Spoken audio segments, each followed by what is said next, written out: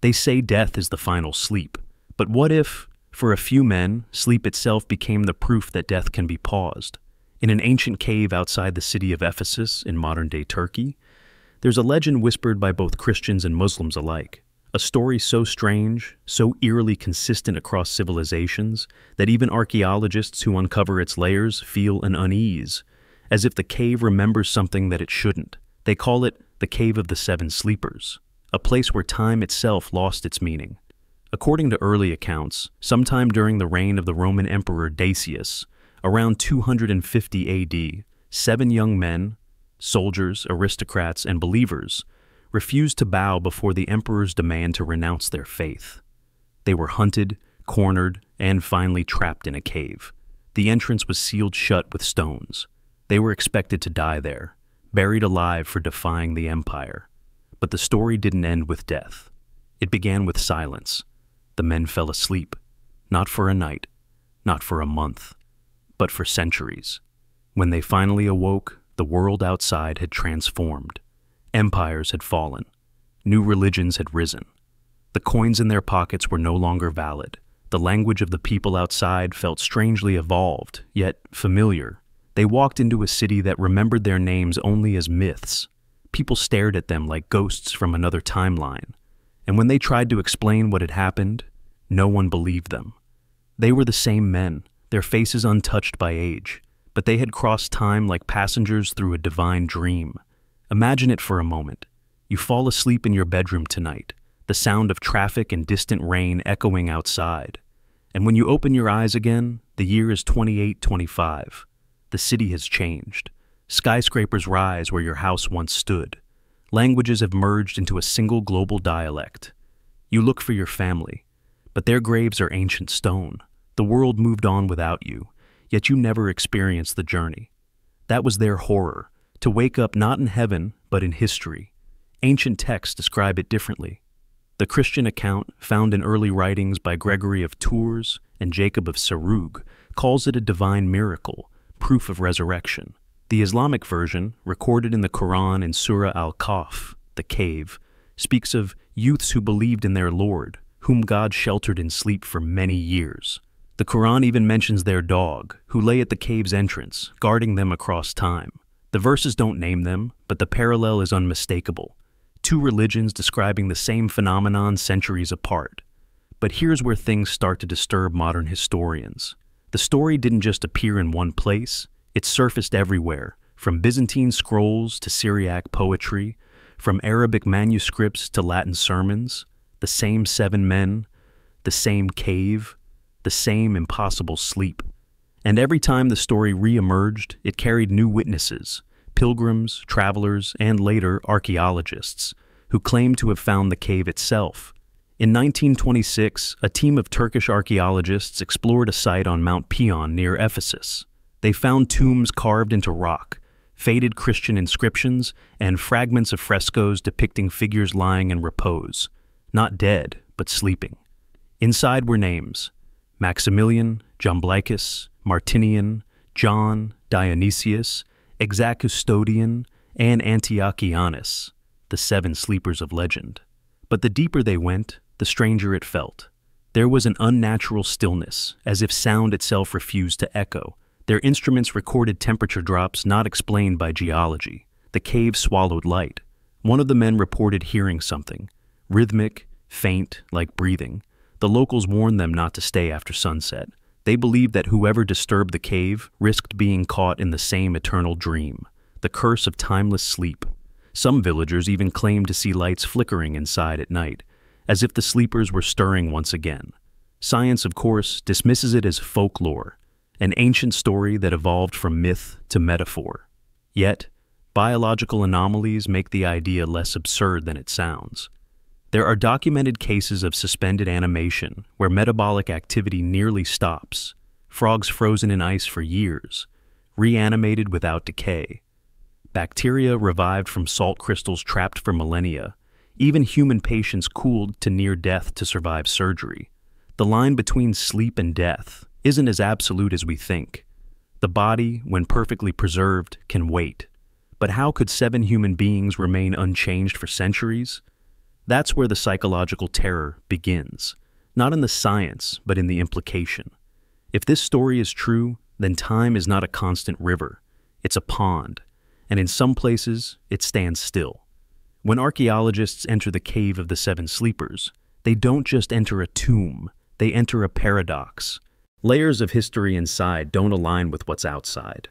The soil composition suggests alternating centuries of rest and disturbance, as if the cave woke up at intervals. Carvings show Christian crosses over earlier pagan symbols, suggesting the cave existed before Christianity itself. It's as if each era rediscovered it and wrote its own version of the same dream. Even stranger, radiocarbon dating on artifacts inside yields inconsistent results. Fragments from the same depth show differences of hundreds of years. Some objects seem older on the inside of the cave than those buried outside it. It's as though time behaves differently in that chamber, compressing and expanding unpredictably, like the lungs of a sleeping god. When explorers describe the atmosphere, they often mention a sound, a low hum that never ceases. It doesn't appear in recordings, but is heard internally, like tinnitus shaped by space itself.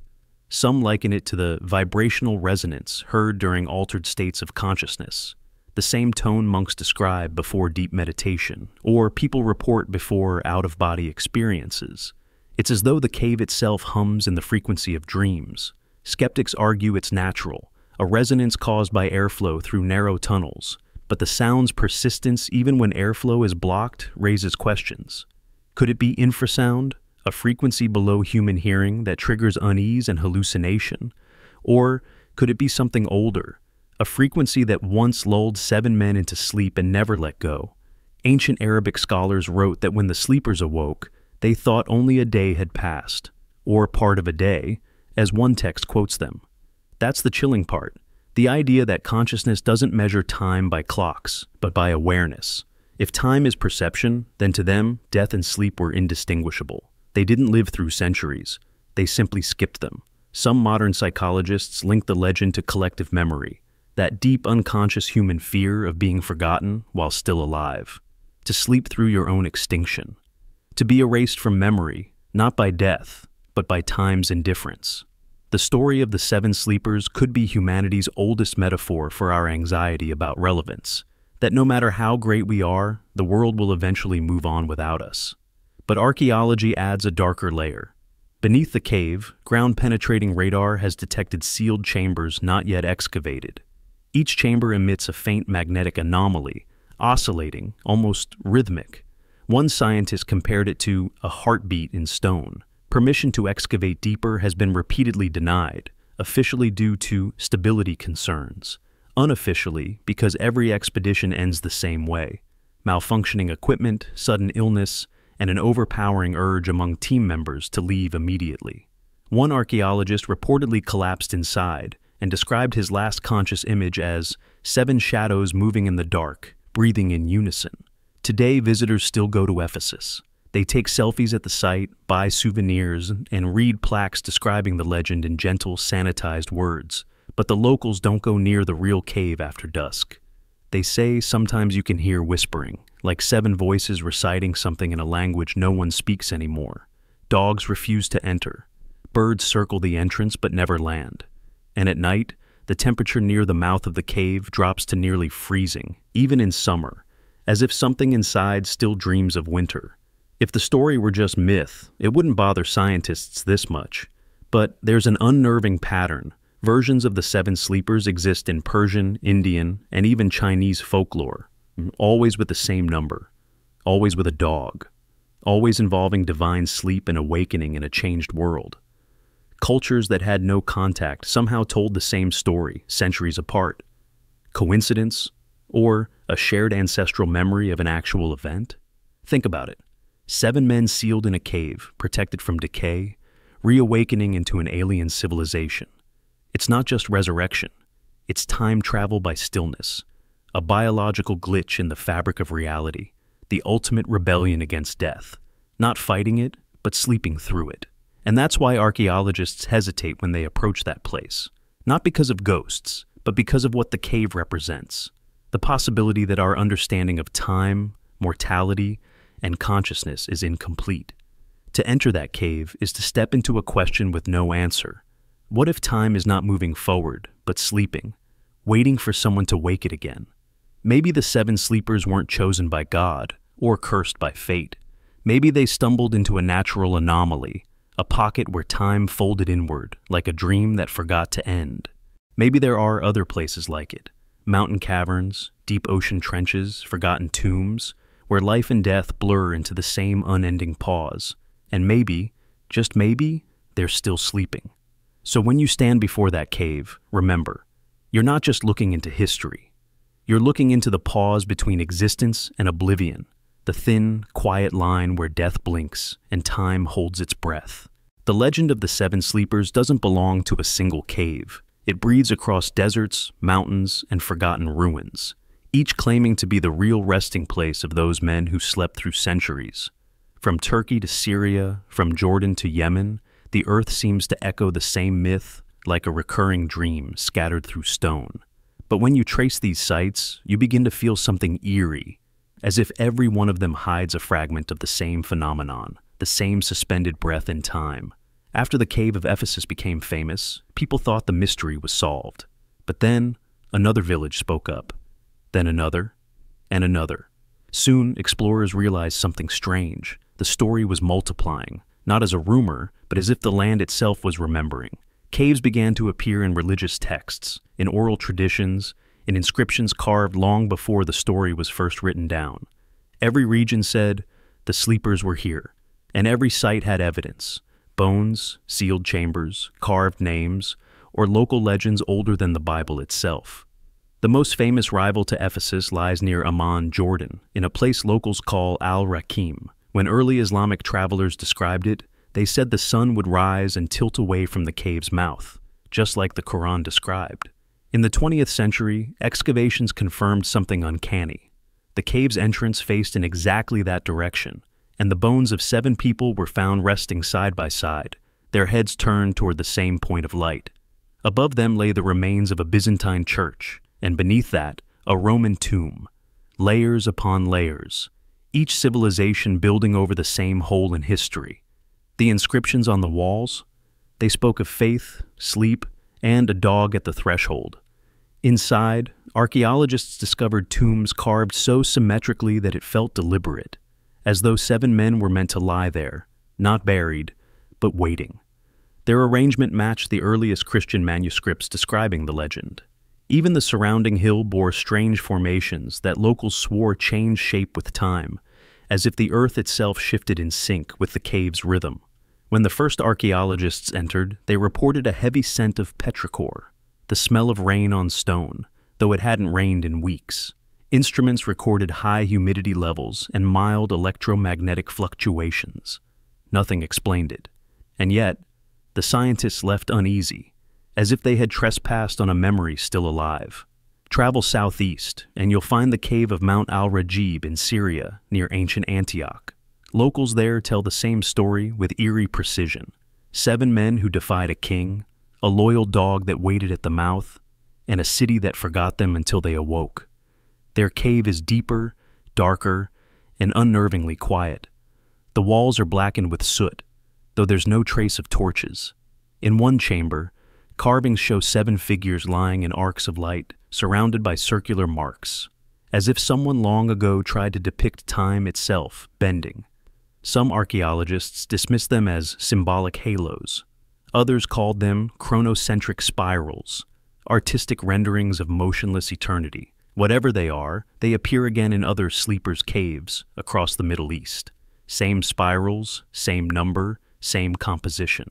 Further south, near Yemen's Hadramaut Valley, there's another contender. Locals call it Qabr al-Rakim, the tomb of the numbered ones. Here, the story shifts tone. The sleepers aren't saints, they're guardians. The cave is said to whisper at night, and travelers who sleep near it dream of lightless cities and unending sleep. Bedouin tribes avoid camping nearby, claiming that their camels refuse to rest within sight of the entrance. When an expedition from Sana'a University tried to enter in the 1980s, their radios malfunctioned. Batteries drained to 0 within minutes, like the place itself consumed electricity. When they finally returned to camp, their watches were all off by exactly 27 minutes. Not forward, not backward, just wrong. One of them wrote later, "It was like time forgot to carry us along."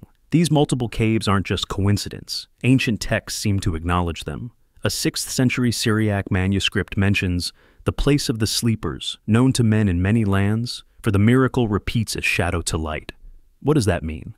That the phenomenon wasn't unique, that across centuries something replicated itself.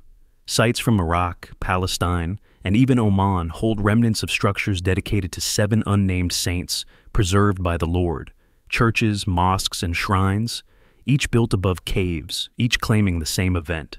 Could it be that these were cultural echoes? Or that multiple locations experienced the same anomaly? Modern scientists might call it mimetic myth, a story spreading like a genetic mutation, adapting to local soil. But there's a problem. Several of these caves predate the written legend.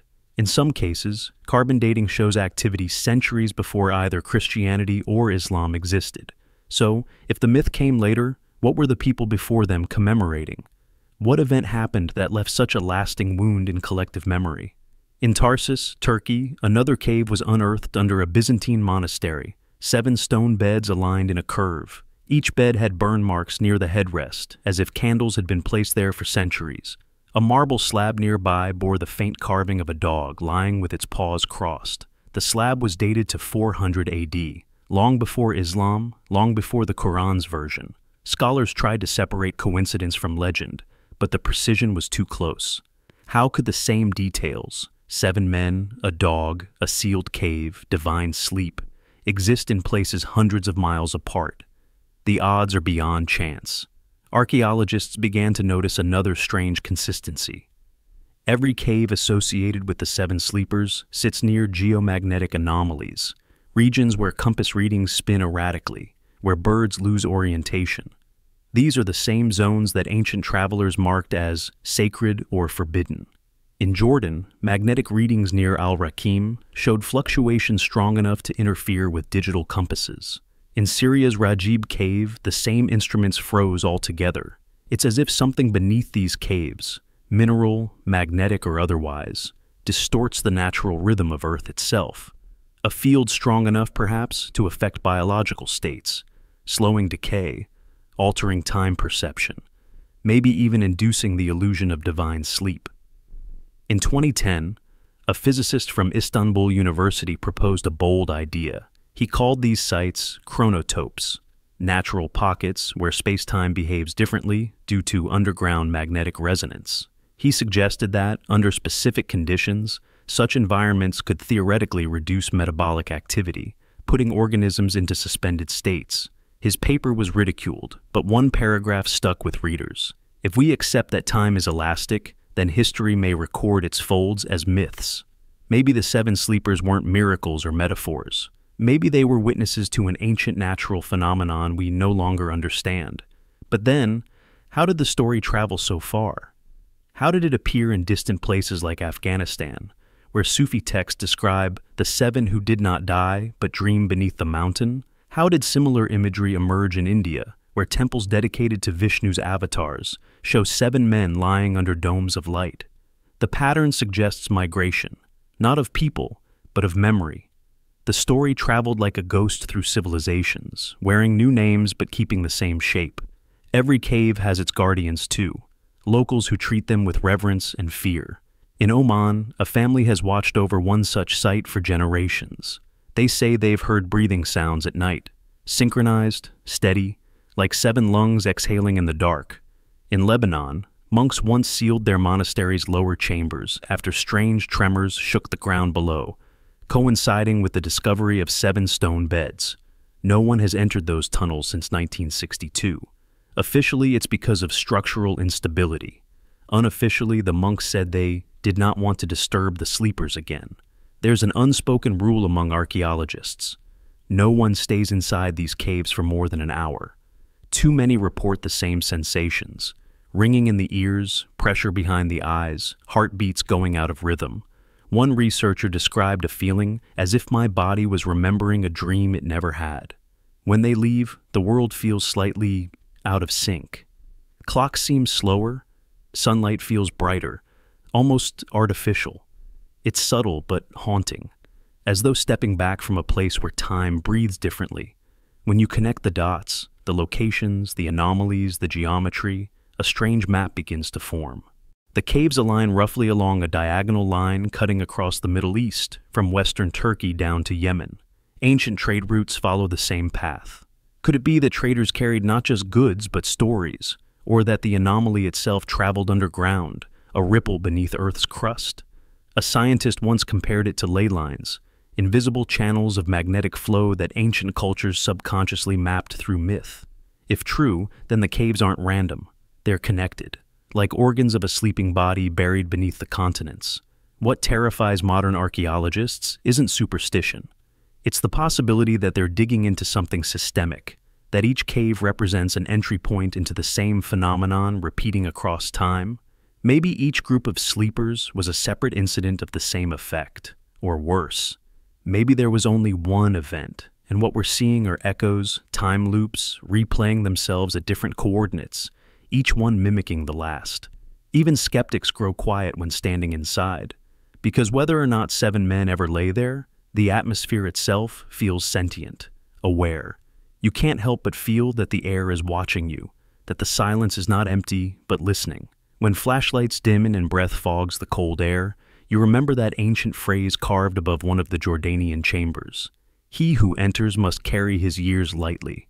Some interpret it as poetic, others think it's a warning. So, yes, there are many caves, but maybe they are all one story told through multiple mouths of the same sleeping world. And maybe that's what unsettles everyone who studies them, because every cave they enter tells them the same thing without words, that time is not linear, that the earth dreams, and that sometimes humanity gets trapped inside the dream. When the first archaeologists entered the caves said to belong to the 7 sleepers, they didn't expect to find anything at all. Myths rarely leave fingerprints, but what they uncovered beneath the dust and limestone wasn't a metaphor. It was bone, real human bone, arranged in ways that defied accident, as if someone had placed them there not to bury the dead, but to preserve a secret. In 1926, a Turkish excavation team entered the cave near Ephesus once again, this time equipped with electric lamps and notebooks full of caution. The air was heavy, damp, and strangely cold. They moved deeper through narrow corridors until the smell of earth gave way to something faintly organic, the scent of old decay, trapped and mummified by centuries of stillness. Their lanterns flickered over 7 alcoves carved into the rock, and inside, where legend claimed 7 men once slept, lay skeletal remains, intact, aligned, and eerily serene. The skulls faced the same direction, toward the cave's mouth, as if waiting for sunrise. At first, the team believed they had discovered a communal burial site from late antiquity, but the more they examined it, the stranger it became. These weren't ordinary tombs. Each skeleton rested inside a shallow depression, shaped exactly to the body, not dug hastily but sculpted deliberately, almost reverently.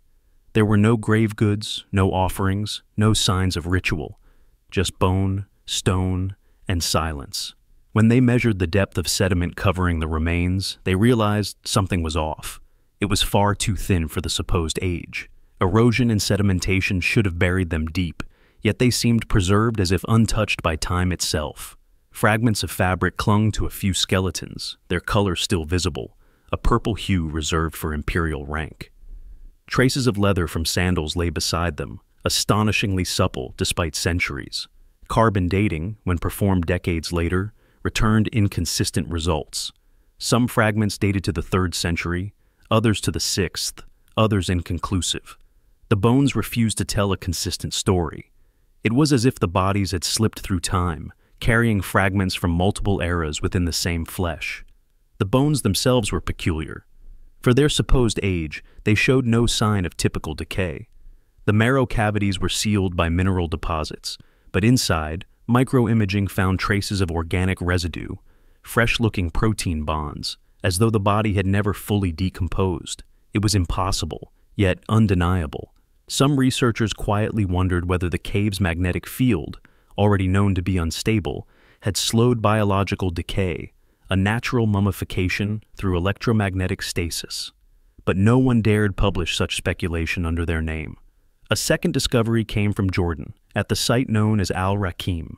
In 1963, workers restoring the ancient mosque above the cave broke through a sealed slab and exposed a hidden chamber.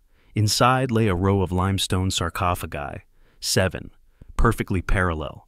When the lids were removed, bones greeted the light for the first time in centuries. Local historians recalled verses describing how their Lord preserved them in their sleep.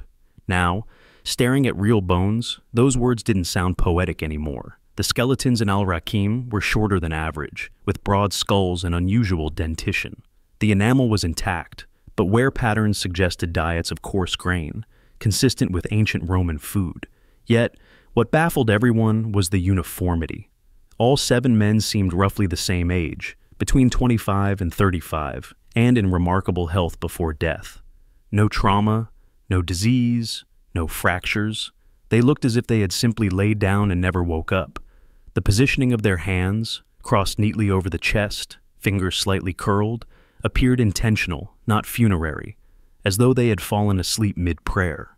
When word spread, pilgrims flooded the site. Some claimed to feel warmth radiating from the bones. Others said their watches stopped near the sarcophagi.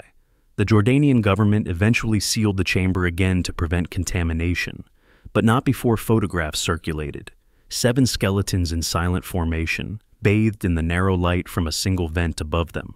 Even skeptics admitted, whether myth or not, someone wanted these bodies remembered in 7-fold symmetry. Decades later, analysis revealed something even more perplexing. The soil beneath the skeletons contained almost no bacterial activity. Microbiologists described it as biologically dead earth, no life, no decay. Samples taken from outside the cave, mere meters away, teemed with normal microbial flora, but inside it was sterile, as though the ground itself had rejected decomposition. When researchers cultured the dust, nothing grew. It was like trying to plant seeds in the memory of stone. At first glance, this could be due to chemical saturation. Perhaps minerals from groundwater or volcanic residue had sterilized it. But geological studies showed no such anomaly. The cave's chemistry was ordinary. Its biology, however, was not. Some theorists propose that an unknown environmental factor, radiation, magnetism, or low oxygen concentration, had induced a kind of cryogenic preservation. Others whispered about temporal dormancy zones, where physical processes slow down. No one could agree, but everyone who visited left with the same uneasy thought. If these bones truly belonged to the 7 sleepers, then their story might not be symbolic at all. In Syria, near Antioch, another chamber produced similar remains. There, too, 7 skeletons lay aligned in a semicircle. But here, something more unnerving was discovered. Embedded in the rock behind one skull was a thin sheet of metal, copper, etched with ancient Greek characters. It read, roughly translated, "Here rests the youth who challenged time." The engraving looked worn by centuries, yet the copper showed no corrosion. The edges were sharp, the surface clean, as if shielded from oxidation by something invisible. The inscription shouldn't have survived in that condition. It defied physics as neatly as the bones defied death. When scientists took bone samples for isotopic analysis, they found something unprecedented. The ratio of carbon to nitrogen in the collagen was abnormally stable, almost frozen, unlike any other human remains from the same era. Normally, isotopes shift subtly as the organic material breaks down. Here, they hadn't moved at all. One physicist half-jokingly called it the sleep of atoms. The more they studied the remains, the more they seemed to whisper, not about religion, but about time behaving differently inside those caves. There were other details that archaeologists preferred to leave unreported, strange circular imprints beneath the skulls, like faint scorch marks, or perhaps depressions left by something once luminous. One expedition member from the 1970s claimed that when light hit those marks at a certain angle, they reflected faint glimmers, like fossilized halos. The rest of the team dismissed it as pareidolia, but he couldn't forget it. He said it looked as though their heads had rested in light. Not all bones stayed quiet. In 1998, a re-examination of the Ephesus site turned grim. The remains, which had been transferred to a museum for preservation, began showing discoloration, dark patches spreading across the skulls. Yet tests showed no fungal contamination, no bacterial cause. The stains appeared overnight, then faded days later, only to return again. It was as if the bones themselves reacted to attention, to human gaze. The phenomenon was quietly suppressed. Officially, it was labeled chemical response to humidity. Unofficially, curators refused to work near them after sunset. Then there's the case of the eighth skull. In both Ephesus and Al-Rakim, records mention an extra skeleton, smaller, often separated from the rest. In the Quranic version, a dog guards the sleepers. In the Christian texts, the animal is named Viricanus, or Katmir. But what if the eighth skull wasn't an animal at all? Some anthropologists argue it belonged to a youth, perhaps a servant or a follower. Yet locals insist it was not human. The skull's structure, elongated cranium, narrow jaw, forward eye sockets, didn't match standard human morphology. X-rays taken in 1974 vanished from archives. To this day, no one knows where that skull is. Every discovery raised the same paradox. 7 bodies, all from different sites, all preserved beyond logic, all matching the same dimensions, the same arrangement. Were these coincidences or signs of deliberate replication? An ancient cult reenacting the story across centuries? Some historians think so. They argue that early Christians and later Muslims reproduced the legend physically, creating mock tombs as pilgrimage centers. But even that theory stumbles when faced with dating inconsistencies and inexplicable preservation. You can build imitation caves, yes, but you can't imitate time that stands still. When you stand before those bones, even through glass, something inside you hesitates. It's not fear of ghosts, it's fear of implication. If these men truly slept through centuries, then everything we know about biology collapses. If they didn't, then why did so many civilizations preserve the illusion so perfectly, right down to the millimeter alignment of 7 heads facing dawn? There's a theory, whispered, never published, that perhaps the bones themselves are not remains at all, but fossils of a recurring event. That what we're looking at isn't 7 people who once lived, but 7 echoes of the same entity across parallel points in time, materialized again and again in stone. It sounds insane, yet every analysis only deepens the riddle. The isotopic freeze, the biological sterility, the repeating geometry, none of it fits normal archaeology. Some researchers report that when you bring a magnet near fragments from these bones, it trembles ever so slightly, as if drawn by a weak unseen pulse. Maybe coincidence, or maybe there's something left, a residue of whatever force stopped decay in the first place. Could it be electromagnetic, cosmic, or something older, a physical remnant of divine intervention that science hasn't named yet? Whatever the truth, one thing remains certain. The bones are real. They're there, lying in darkness beneath centuries of disbelief. And those who've stood in the presence of the 7 resting figures all describe the same feeling, that they are not looking at the past, but at the future trapped in stone, as if those bones are not remains, but waiting forms, waiting for the sound, the signal, the command that once made them rise before. Because if sleep can last centuries, maybe it can begin again. They say the cave speaks when the world grows silent, not with words, but with a whisper that doesn't belong to any human throat. For centuries, pilgrims who entered the cave of the 7 sleepers have reported hearing something impossible. Voices. Not loud, not clear, but murmuring just beyond comprehension, like wind passing through an unseen throat. The sound drifts through the stone corridors, rising and fading with no source, echoing as if the cave itself remembers what once happened there. And yet, when you try to record it, microphones catch nothing, only silence. The first modern reports came in the late 19th century from travelers who visited the site near Ephesus. They described a breathing hum that grew louder the deeper they went. One French archaeologist wrote in his diary, "The rock sighs." Another claimed he heard phrases in a language he couldn't recognize, rhythmic, almost liturgical, but broken like static.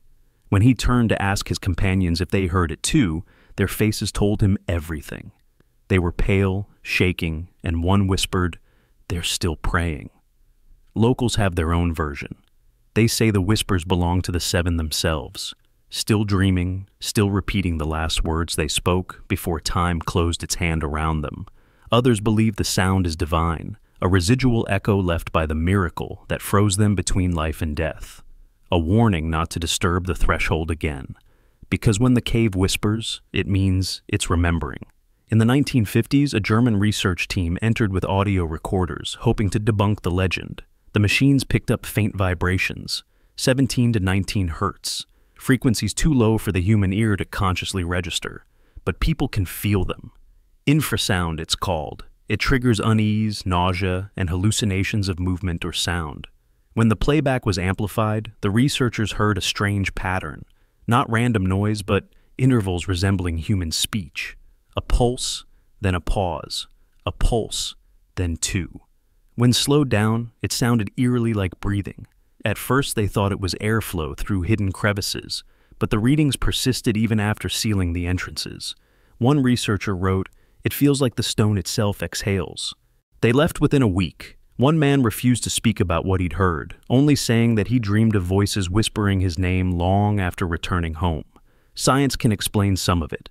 The cave's structure is unique, a network of hollow chambers that trap and bend sound waves.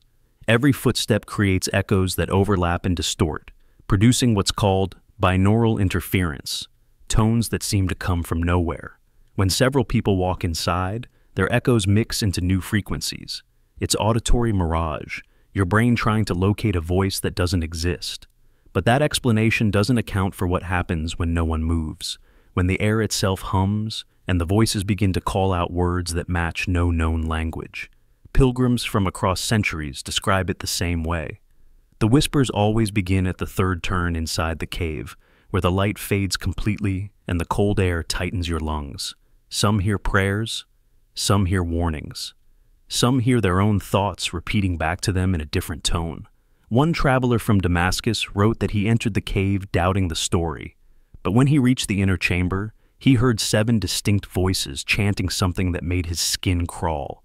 He ran out trembling, claiming that each voice had spoken in a different tongue: Greek, Latin, Arabic, Hebrew, Coptic, Persian, and one he couldn't identify. Skeptics laugh at these tales, but even they admit something is off about the acoustics. The cave seems to speak back. Sound engineers testing its resonance found that it amplifies frequencies associated with the human larynx, between 85 and 255 hertz, even when those frequencies aren't being produced, as if it remembers the human voice and repeats it to itself. Some call it an acoustic fossil, a space imprinted with sound the way fossils imprint bone, and yet, it's not just sound.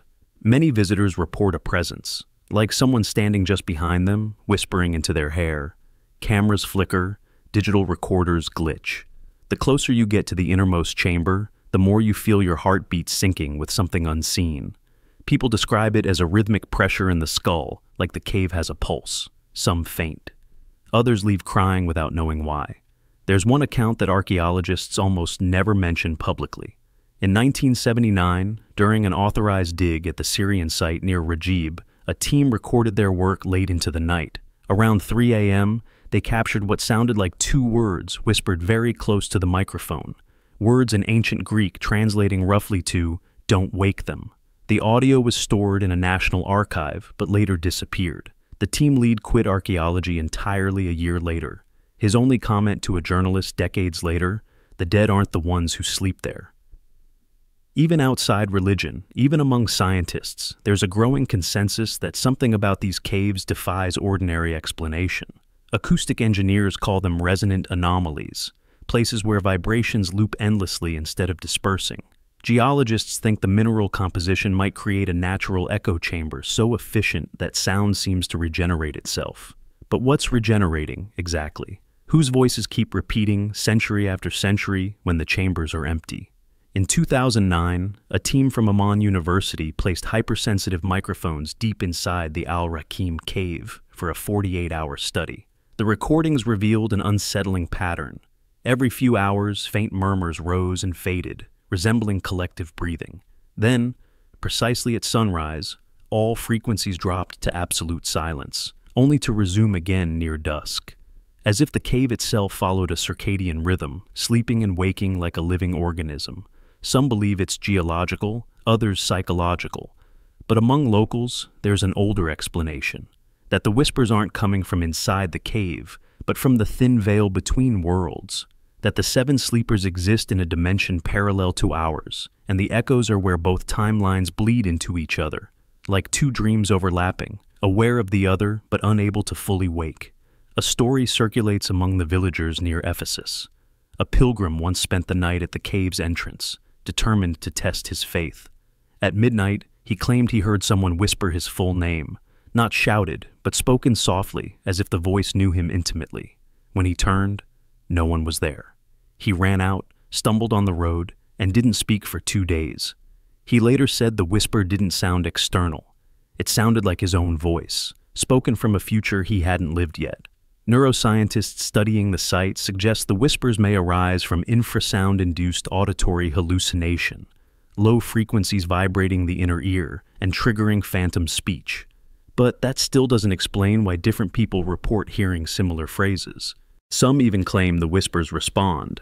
Ask a question aloud, and you'll hear faint murmurs answering with timing too precise to dismiss as coincidence. One researcher tested this. She asked inside the cave, "Who are you?" and recorded for 5 minutes. When she played it back later, faint but distinct, a voice overlapped hers at the exact moment she spoke. "We are dreaming." She quit the project immediately. Whether divine or psychological, something about the whispers taps into a universal fear. The fear that silence isn't empty. That when you listen long enough, silence starts listening back. Pilgrims often describe a sensation afterward. Days later, they still hear faint murmurs at night, especially in enclosed spaces. The echo follows them home like a memory too stubborn to fade. Some even report dreams of lying in stone, hearing other dreamers breathing beside them, feeling the weight of centuries pressing down. Then the sudden whisper, "Wake." Acousticians who analyze these reports noted an intriguing pattern. The frequencies of the whispers often match those produced by human REM sleep cycles. It's as if the cave resonates not with air, but with consciousness itself, a mirror for the dreaming brain. Perhaps that's why everyone hears something different. The cave simply amplifies the sound of your own mind, turned inside out. But if that were true, why do groups report the same phrases? "Don't wake them," "Still sleeping," "We are here," over and over, across languages, across decades. There's even a local legend that if you whisper the words, "Are you awake?" 3 times inside, the cave answers. Not in sound, but in a shift of air pressure, a soft gust, like a sigh. No one has ever stayed to confirm it twice. Maybe the cave isn't haunted. Maybe it's conscious. Maybe it's the world's oldest recorder, not of sound, but of emotion. Every prayer, every breath, every act of awe it's ever witnessed trapped inside, whispering itself endlessly. If time really froze there once, perhaps it's still echoing the moment before everything stopped, the last exhale of the 7 sleepers before they crossed into the unmeasured hours. So, when you step into that cave, remember, the whispers you hear might not be from the past. They might be the future, speaking softly through stone, reminding you that silence is only sleeping sound, and that somewhere in that endless hum, 7 voices are still dreaming. It always happens the same way. The entrance opens, and then not long after, it closes again, sometimes by accident, sometimes by nature, sometimes by something no one can name. Across the Middle East, every cave said to be linked to the 7 sleepers follows a chilling pattern. It reveals itself briefly, enough for humans to peer inside, and then the earth swallows it once more, collapsed, buried, sealed under rock and silence. It's as if the ground itself doesn't want to stay open, as if history corrects itself the moment it's disturbed.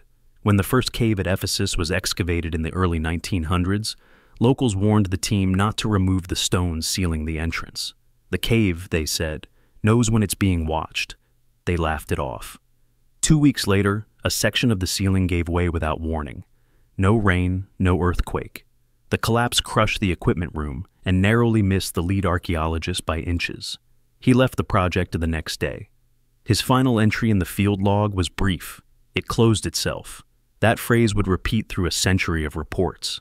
In Jordan, Syria, Yemen, and even Oman, researchers recorded sudden structural failures that didn't follow geological logic. The Ephesus cave wasn't unique. In 1963, during excavation at Al-Rakim near Amman, the site was declared stable after weeks of reinforcement. Yet, 3 nights after the team withdrew for the weekend, the outer corridor caved in completely. No tremors were recorded. The soil sensors placed inside the chamber showed no sign of pressure buildup. It was as though gravity had changed direction for a moment, as if the mountain took a breath and then exhaled the cave shut. To anyone else, it's coincidence. But to those who've studied these sites long enough, the pattern is unmistakable. Open, observe, collapse, every time. In 1987, a Syrian team led by Dr. Firas Halabi tried to map the subterranean passages beneath Mount Rajib, another suspected cave of the Sleepers. Their sonar scans showed a vast network stretching hundreds of meters deeper than anyone expected, with what appeared to be multiple sealed chambers. They began drilling through the narrowest tunnel. Hours into the operation, the instruments picked up a faint resonance, a low, steady hum, 18 hertz, the same infrasound frequency reported at Ephesus. Minutes later, the drill bit jammed. The ground shook violently for 12 seconds, then stopped. When the dust settled, the entrance had collapsed entirely, leaving the team trapped inside for 6 hours before rescue crews dug them out. The mountain had moved, literally. Surveyors later confirmed that the soil strata had shifted laterally, not downward, but sideways by nearly half a meter. No known tectonic event was recorded in the area that day. The press called it geological coincidence. Locals called it the cave protecting its dream. Even modern engineering can't seem to hold these entrances open. Reinforced concrete arches crumble, steel braces twist like clay. Geologists say the terrain is unstable, riddled with limestone caverns and microfractures. Yet, nearby tunnels and roads remain intact for centuries, while only the cave's own mouth gives way. Some engineers have started to suspect that the collapses are not random, that they follow a recurring geometric pattern, a kind of feedback resonance that builds inside the chamber until it implodes, as if the cave generates its own defense mechanism when disturbed. The Ephesus collapse wasn't the last.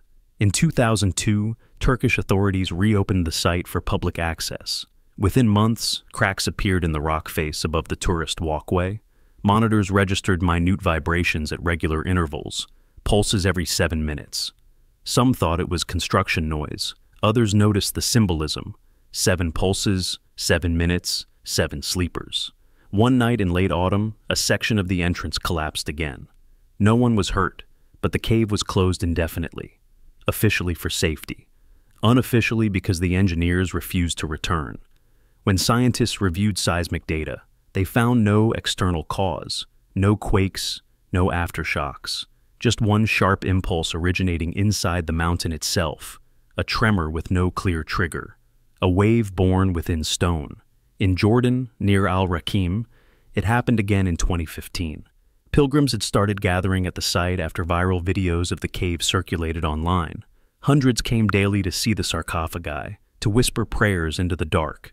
Within weeks, the outer chamber ceiling cracked. Engineers raced to reinforce it, but the ground beneath their scaffolding buckled as if the earth simply gave up holding its own weight. One witness claimed the collapse made no sound, no rumble, no roar, just a single sigh before tons of rock fell silently into place. The survivors described the air afterward as charged, almost electric, like the pause after thunder. What's stranger is what happens right before the collapses. Sensors often detect subtle electromagnetic spikes, small, rhythmic bursts like the flicker of a dying heartbeat. Equipment malfunctions, batteries drain, compasses spin. In some cases, cameras capture brief distortions, blurry streaks of light that appear for less than a second before everything goes black. The moment the dust settles, all readings return to normal. It's as if the collapse is a reset, the cave correcting an imbalance created by observation. Theories multiply. Some scientists suspect these collapses are microseismic events, triggered by magnetic resonance, perhaps even amplified by the specific mineral content of the stone. Others see a more poetic cause, that the caves are part of a global network of ancient voids that shift cyclically, closing in sync, like a body protecting its organs. Mystics, of course, go further. They say the earth itself is alive, and that these caves are scars left by something cosmic, places where time sleeps. Disturb them, and the world heals itself by sealing the wound. It's not just the big caves either. Smaller shrines built over them suffer similar fates. Churches, mosques, and monasteries constructed near the entrances eventually crack or sink. In Syria, a 5th century chapel built above a supposed sleeper's cave tilted 17 degrees off its foundation after centuries of stability. In Yemen, a mosque collapsed inward after pilgrims began digging for relics, always inward, never outward, as if the structure was being pulled down into something below. Archaeologists who've witnessed these collapses firsthand describe an unsettling commonality, a brief moment of stillness right before it happens. The air stops moving. Birds outside go quiet. Even instruments fall silent. Then, a faint sound. Not a crack, not a crumble, but something like a whisper. Then darkness, dust, and silence again. It's always preceded by that sound, like the cave inhaling one final time before shutting itself off from the world. Some call it curse, others call it physics, but the line between them thins inside that darkness. There's an unspoken superstition among field researchers. Never say the word awake inside the chamber. They say that every time someone has spoken it aloud, the collapse followed soon after. It's anecdotal, yes, but the pattern is there, a ritual written in coincidence. One geophysicist from Ankara University studied the collapses over 50 years and found something deeply unnerving. The intervals between each major cave-in, Ephesus in 1903, Syria in 1952, Jordan in 1963, Turkey again in 2002, Yemen in 2015, average exactly 61 years apart, with minor tremors between. 61 years, the same number of years, according to some medieval manuscripts, that the 7 sleepers supposedly slept before awakening to find their world changed. Statistical coincidence, maybe, but enough to make even a rational mind hesitate. When construction crews attempted to reopen the Ephesus site again in 2020, sensors placed at the threshold began to pick up low-frequency oscillations once more. The pattern matched the earlier data, pulses repeating in groups of 7. Then, one night in November, a sinkhole opened outside the perimeter fence, swallowing a section of the path. No rainfall, no seismic activity, just a void, appearing without warning. The dig was abandoned, the site resealed. Officials described it as unstable terrain. The locals called it the cave dreaming itself closed again. There's a growing belief among those who've worked these excavations that maybe, just maybe, the collapses aren't accidents, they're reactions. That these caves function like wounds, reopening only long enough to bleed a memory, then sealing before the infection of curiosity spreads too far. Every time humans try to pry them open, something in the earth resists. The deeper question isn't why they collapse, but why they open at all. Maybe they're not entrances to tombs, but exits, vents between worlds that occasionally exhale the past. And once they do, gravity, time, or something older reclaims the opening before it leaks too much of whatever sleeps inside. Because if those 7 men truly defied time, then maybe the cave itself became part of that defiance.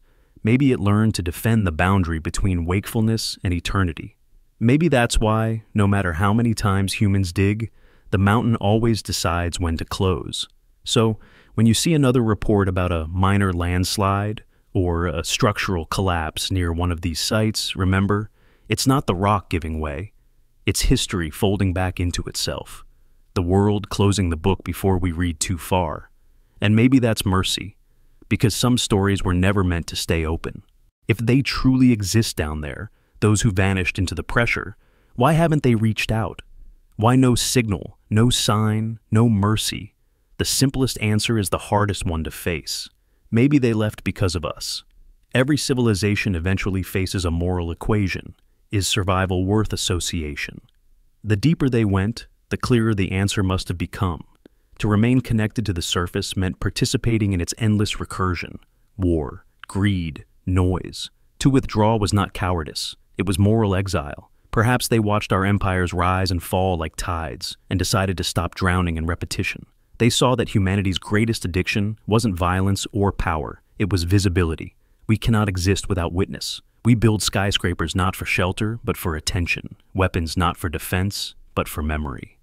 Down there, where no eye reaches, they unlearned that hunger. They found peace in invisibility. To them, our light would look like disease, radiation of ego spreading through atmosphere and data. They might observe us the way we watch wildfires, inevitable, tragic, untouchable. Intervention would mean contamination. Their greatest gift to us is distance. Every ethical system eventually meets its limit. On the surface, we measure morality through empathy, feeling another's pain. Her resignation letter to the university was one line long. The sleepers should be left sleeping. Stories like hers multiplied.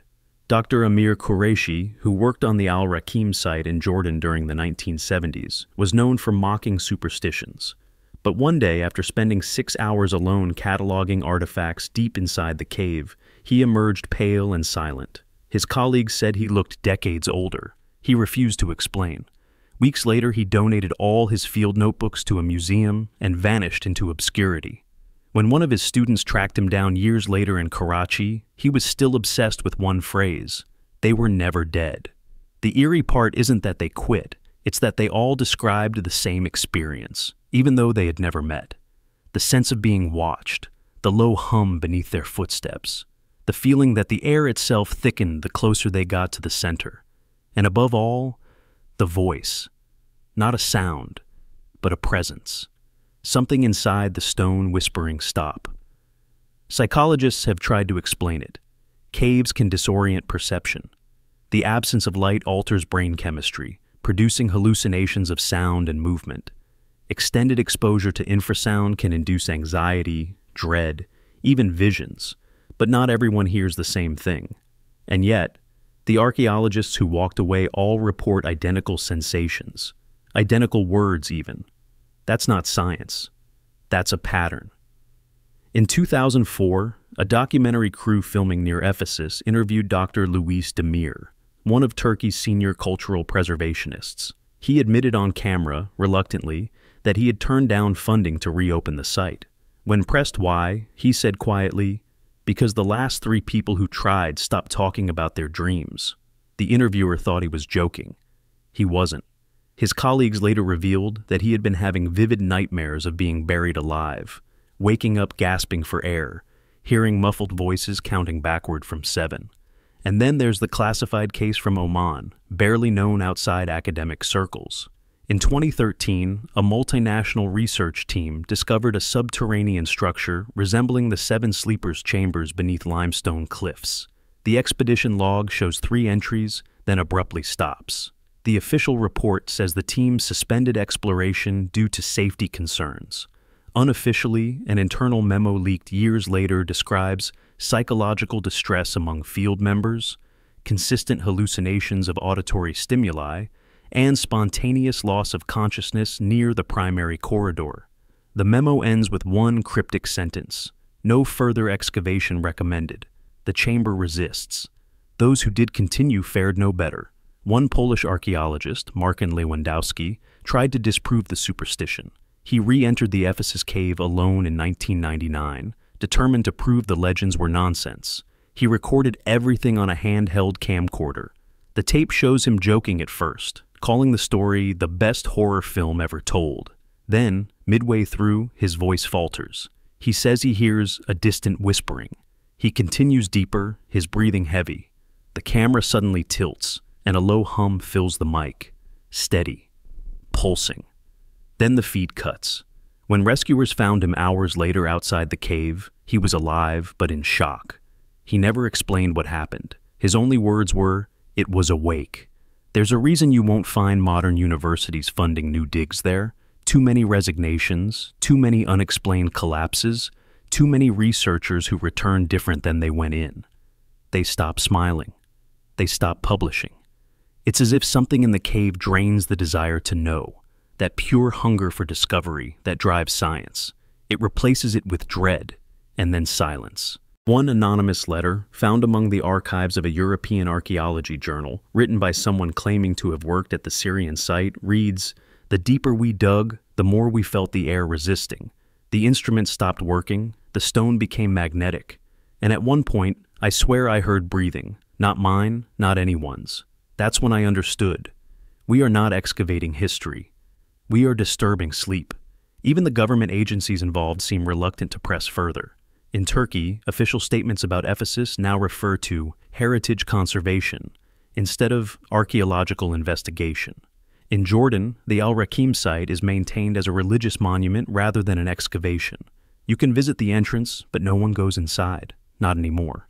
Ask the local guides why, and they'll tell you quietly, because everyone who goes too deep starts to dream. And that's the detail that unnerves historians the most. The dreams, the ones who refuse to dig further, all describe similar visions. Sleeping in a circle of stone, a dog at their feet, hearing muffled voices calling them by name. When they wake, the memory fades like dust, but the feeling remains. It's as if the caves don't just guard the legend, they share it. They pull the intruder into their dream and then release them, marked, unwilling to return. Not all of them survived it. Records mention sudden breakdowns, paranoia, even suicide. One British researcher wrote in her final notes before disappearing, "It's not the cave that's ancient, it's the silence. We've just stepped into its middle." To the rational mind, these are coincidences. To the believers, they're proof. But to those who've stood there, inside the breath of that mountain, reason stops being useful. You begin to feel what they felt, that there are places in this world where knowledge itself resists being known, where curiosity has a limit written into stone. So yes, many refuse to dig further, not because they found nothing, but because they found too much. Because when the ground starts whispering back, you realize you're not excavating history. You're trespassing inside time's dream. And maybe some dreams aren't meant to be remembered. They weren't supposed to find writing. Not here. Not on bare stone, far from any temple or tomb. Yet, near almost every cave said to belong to the seven sleepers, carved into the walls just beyond the entrance, lie symbols. Precise, deliberate, and utterly alien to their surroundings. Not letters. Not art. Something in between. The markings look simple at first. Spirals, circles intersected by triangles, lines forming geometric grids. But the closer archaeologists look, the less they resemble anything man-made. They aren't chiseled. They're melted, as if the rock had softened and been reshaped by heat or vibration. Some carvings glow faintly when exposed to ultraviolet light. Others vanish entirely when viewed from certain angles, as if their visibility depends on perspective or permission. The earliest record of these markings comes from 1899, when French explorer Charles Lefebvre visited the Ephesus site. In his notes, he described patterns that moved when I wasn't looking directly at them. His sketches, still preserved in Paris, show a repeating motif: 7 circles connected by a curved line, surrounding a central spiral. Later researchers dismissed it as an embellishment, the product of candle flicker and imagination. But the same pattern appears again, in Jordan, in Syria, even in Yemen, always at the entrance, always carved where sunlight barely reaches. At Al-Rakim in Jordan, the symbols were discovered in 1963 beneath layers of Byzantine plaster. Once uncovered, they revealed intricate overlapping spirals, each exactly 61 millimeters wide, the same number that appears in old manuscripts describing the 61 years of divine sleep. Coincidence, perhaps, but the precision was uncanny. When archaeologists traced the grooves, they found the cuts perfectly uniform in depth and curvature, impossible for hand tools. Modern laser scans later revealed microscopic striations that looked like vibration marks, not chisel lines, as if sound, not metal, had carved them.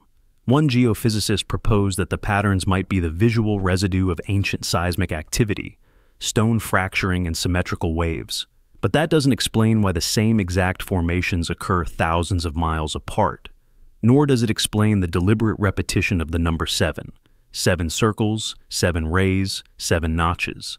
And in one case, 7 dots forming an arc that, when mapped to coordinates, aligns precisely with other caves across the region. To the archaeologists who found them, the symbols became an obsession.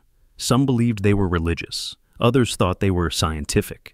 Diagrams, perhaps, drawn by early mystics. But those who spent too long studying them began reporting something stranger. They said the symbols seemed to rearrange themselves. Not literally move, but shift in perception. What was once a circle looked like an eye. What was once a line looked like a figure. The carvings seemed to adapt to whoever was watching. In 1971, a Turkish researcher named Selim Arslan spent 3 weeks documenting the symbols at Ephesus. He reported seeing faint light pulsations from the carvings at night. Not reflection, but emission, like the stone itself was alive. He described the light as soft and rhythmic, like breath behind glass. On his final night, he painted over the carvings with chalk to measure their grooves. When he returned the next morning, the chalk had turned black. His assistant refused to continue. The expedition was quietly shut down. Arslan's sketches were later compared to petroglyphs from other regions, ancient Sumerian symbols for sleep, boundary, and light. The resemblance was undeniable. One symbol in particular, a spiral bisected by 7 rays, appears in Babylonian tablets, describing gods who slept beneath the mountains until the end of time. Could these markings be remnants of that same pre-Christian mythology, reinterpreted by later faiths? Or something older, something neither human nor divine, a language of the earth itself? In the Syrian cave near Antioch, the symbols took a darker form. Instead of spirals, they were angular, concentric hexagons radiating outward from a single point. When viewed under infrared, they revealed hidden inscriptions written between the lines, characters resembling Greek, but inverted, reversed, as if meant to be read from the inside out. One word, deciphered partially, translates to threshold, another, guardian. Scholars debated whether the markings were apotropaic, meant to ward off evil, or the opposite, meant to keep something in. Even modern imaging can't explain their texture.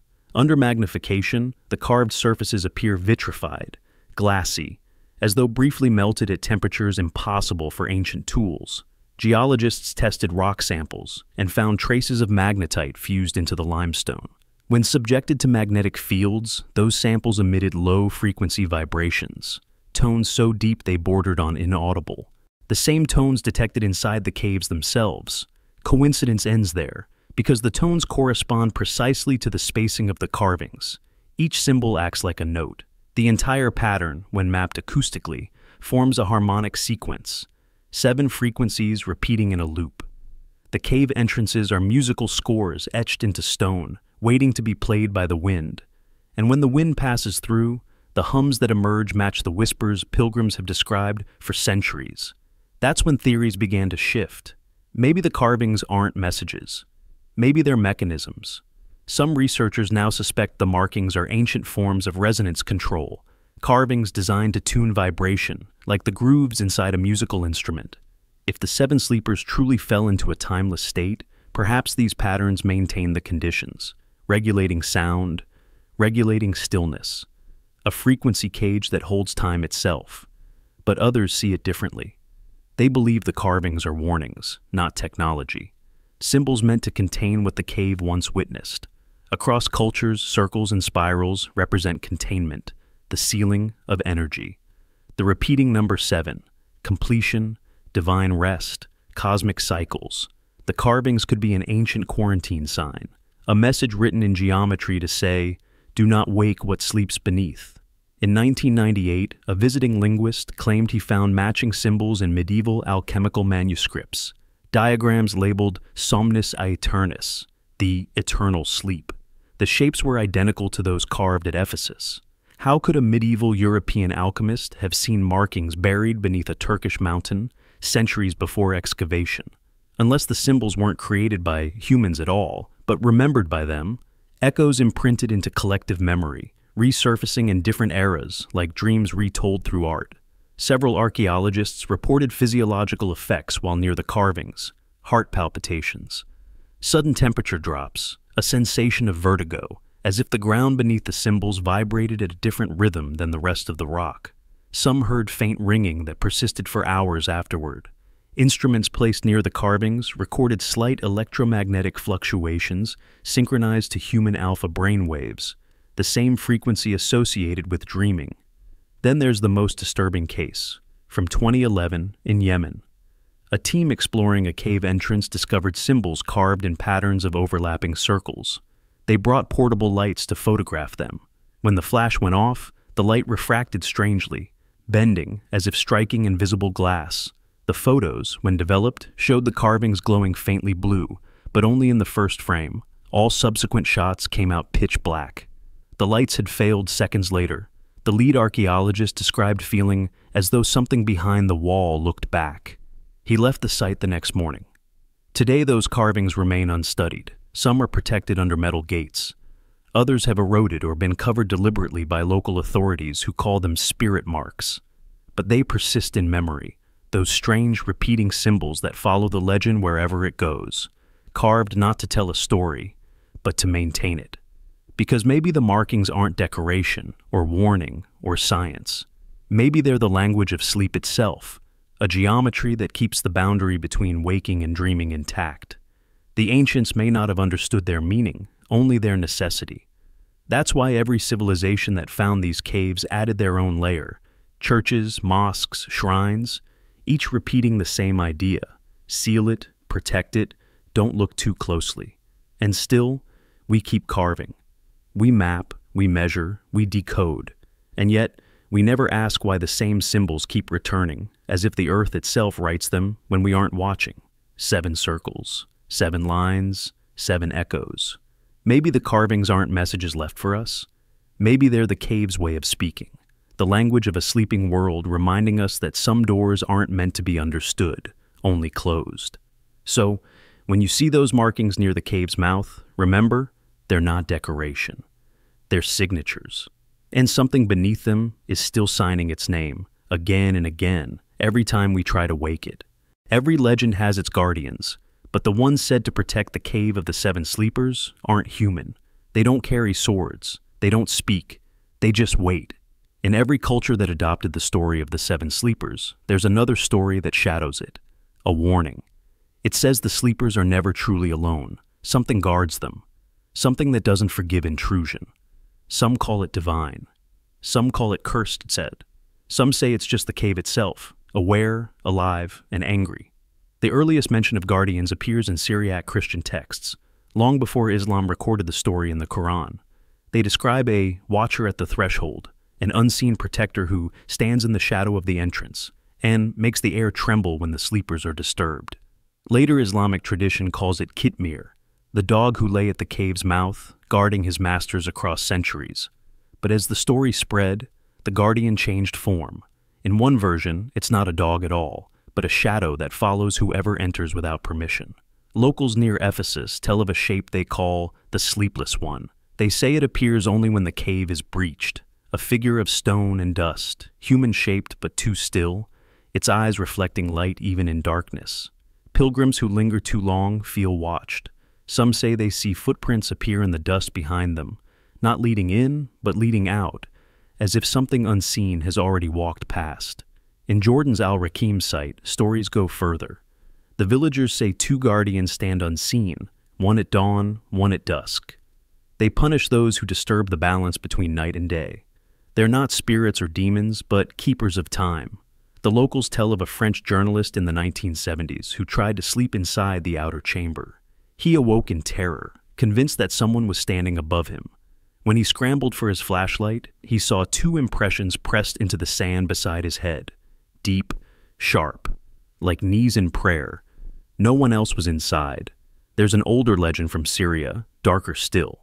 It says that before the 7 were sealed in their cave, an 8th man tried to join them, a soldier who betrayed the emperor but doubted the miracle. He forced his way inside as they slept, mocking them as fools. When morning came, he was gone. In his place was a statue of rough stone, kneeling, head bowed. They say that statue still appears at the entrance, forming and dissolving with the shadows as if the punishment repeats itself endlessly, a reminder that disbelief doesn't protect you from the sacred. Even modern explorers tell similar stories. A Jordanian archaeologist named Hassan al-Basri claimed that during a 1990 restoration, he saw what looked like a cloaked figure standing near the sealed wall. Still, solid, but vibrating faintly, like heat over asphalt. He shouted, thinking it was a worker, but the figure dissolved before his eyes. He refused to enter again. His notes end with a single line. The guardian doesn't sleep. Of course, science tries to explain it. Caves distort light. Shadows bend with flickering lamps. Echoes make footsteps multiply. But that doesn't explain the physical evidence. Claw-like marks on walls, sudden drops in temperature, or the inexplicable sound of breathing recorded when no one was there. Every archaeological team that's entered these caves has reported moments when they felt accompanied. Not followed, not watched, but accompanied, like someone walking beside them just out of sight. One of the strangest patterns: batteries, flashlights, and cameras fail more often near the entrance than deep inside. Engineers call it electromagnetic interference. Locals call it the Guardian's boundary. They say you're not supposed to cross it without being invited. They even have a ritual: touch the stone 3 times before entering, whispering, "Peace to those who rest." But the legends stretch far beyond that. In Yemen, the Guardian takes the form of a serpent said to emerge from the rocks when intruders dig too deep. In Lebanon, it's a swarm of insects that appear out of nowhere and vanish as soon as you flee. In each place, the creature reflects the local fear, but the message stays the same: those who disturb the sleepers pay the price. One chilling story comes from 1932. A team of French and Turkish researchers attempted to clear a blocked tunnel near Ephesus. They ignored the warnings of local monks who begged them to stop. 2 days later, the entire outer wall collapsed inward. 3 men died instantly. Survivors swore they heard a sound just before impact. Not rock cracking, but a deep growl echoing from inside. One survivor, delirious with fear, claimed he saw a massive shadow move within the dust. Something shaped like a man, but crawling on all 4s. The official report blamed structural weakness, but the final handwritten note in the excavation log reads, "It waited until we didn't believe." Even the Quranic version hints at guardianship. The verse describing the dog at the entrance mentions it stretching its paws as if shielding the sleepers. Some scholars interpret this as symbolic, divine protection taking physical form. Others believe it's literal, that a creature, living or otherwise, was assigned to maintain the boundary between life and death. And if you disturb that balance, you disturb the guardian. In Christian tradition, the guardians are angels who stand at the gate of the miracle, punishing those who trespass without faith.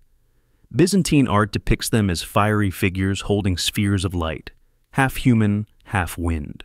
Archaeologists found similar images painted faintly inside one of the Ephesus chambers, wings rendered not as feathers, but as concentric circles, radiating from the figure's back like sound waves. When infrared scanning enhanced the pigment, a phrase emerged beneath it: "They sleep, we watch." Over time, the myth of the guardian merged with local folklore. Shepherds near these sites still refuse to graze animals too close. They tell tales of livestock disappearing near the entrances, of stones thrown from inside when no one was there. Bedouin tribes describe lights flickering deep within the mountains at night, moving in deliberate patterns. Not lightning, not fire, like a sentinel pacing in the dark. Skeptics laugh, but there's something primal in the fear. The idea that certain places are protected, not by gods, but by the places themselves. Perhaps these stories persist because they make sense on a level logic can't touch. A self-correcting world, a sacred sleep defended by nature's own will. But what unnerves researchers most is how consistent the details are. The guardians don't attack, they warn. First, the sound, then the shift in air, then collapse. Always in that order. As if the same intelligence, whatever it is, enforces the same rules. Respect distance, leave silence intact, or be buried in it. In 2016, a group of independent explorers entered a sealed-off portion of the Al-Rakim site at night. They brought thermal cameras. The footage was never released publicly, but one researcher leaked a frame, a humanoid shape at the far end of the corridor, colder than its surroundings, visible for only a second before disappearing. The file metadata shows the camera malfunctioned immediately after. When the team returned to the spot the next day, they found fresh claw marks on the stone. They left within the hour. To this day, locals still believe the guardian roams, not to harm, but to protect. They say it was created the moment the 7 fell asleep, born from the same miracle that stopped time, a living echo of divine intent. It doesn't age, it doesn't rest, it just remains, watching, waiting, ensuring that the line between dream and waking never fully dissolves, but others whisper something darker, that the guardians aren't servants of God at all, but remnants of what the sleepers left behind, the energy, the consciousness, the parts of themselves that couldn't enter the long dream. Like psychic husks, bound to the cave, enraged at anyone who comes too close to waking the rest of them. That's why they punish intruders. Not to protect the sleepers, but to protect us from what happens if the sleepers ever open their eyes again. So, Whether you believe in angels, shadows, or magnetic anomalies, one thing is certain: no one disturbs these caves twice. Every explorer who's felt that cold hand of warning chooses silence after, not out of superstition, out of respect, out of understanding. Because deep down, we all know what the Guardians are really guarding. Not treasure, not bones, but the truth that time can stop, and that something still remembers how. There's a strange thing that happens inside the caves of the Seven Sleepers. Clocks stop working, watches freeze, and sometimes people come back hours, or even days, later than they should. But they swear it was only minutes. It sounds like fantasy. But across a century of exploration, researchers, pilgrims, even government inspectors have all described the same thing: time slips, moments when reality itself seems to stall, stretch, or erase. It started with a single sentence in an early Ottoman report from 1883. The men entered at morning and returned at dusk, though the sun had not moved. At the time, it was dismissed as exaggeration, but later records echo the same pattern. No matter where the cave is, Turkey, Jordan, Syria, those who enter for brief visits emerge disoriented, their watches off by impossible margins. In 1926, when French archaeologists explored the Ephesus site, one assistant vanished for nearly 3 hours. He was found sitting only a few meters from where he'd last been seen, staring at the wall. He insisted he'd only turned around for a second. His wristwatch read 10:17 a.m. The others' watches read 1:32 p.m. When they showed him the time, he became visibly ill, trembling, and kept asking why it was already dark. He never worked in archaeology again. Decades later, the same phenomenon repeated. In 1963, a team studying the Al-Rakim cave in Jordan spent what they believed was one night documenting inscriptions. When they emerged, they were told they'd been inside for 2 full days. The food they'd left outside had rotted. Their bodies showed mild dehydration, as if they'd gone 48 hours without rest. Yet, none remembered sleeping. They insisted they'd been awake the entire time. The leader of the team wrote in his log, "Inside the cave, time moved like breath, silent, invisible, impossible to measure."